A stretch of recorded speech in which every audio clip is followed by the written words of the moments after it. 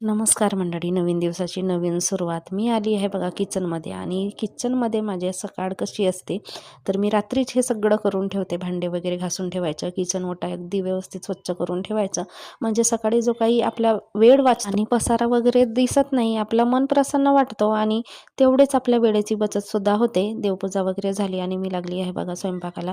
तर आज बनवणार आहे मी पत्तागोबीची भाजी. पत्तागोबी आम्ही खात नाही, म्हणजे खूप खूप महिने खात नाही.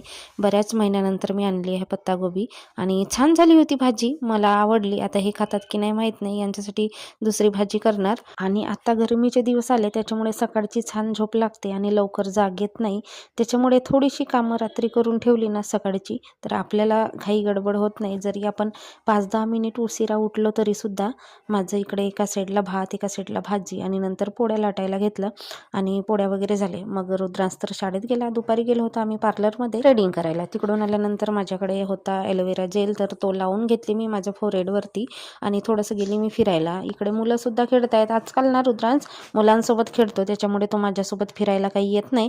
पण याचं कसं थोडा वेळ चांगला राहतो, थोडा वेळ चिडतो, त्याच्यामुळे पाहावं लागतो. पण मग मला सुद्धा लवकरच यावं लागते.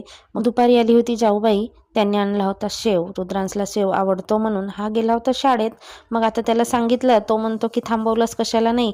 ते काही थांबणार नव्हतेच, त्यांना पण वेळ नसते, असं कसं तरी वेळ काढून येतात भेटायला वगैरे, पण हा कधीच नसतो ते येतात तेव्हा. मग रुद्रांशने शेव वगैरे खाल्ला आणि लागला अभ्यासाला. रुद्रांशला लिहायचा खूप कंटाळा येतो, सारखं मागे लागावं लागतो आणि मॉनिटर करावं लागते जवळ बसून. संध्याकाळचा चहा मी चहा सोडून आता 20-25 दिवस झाले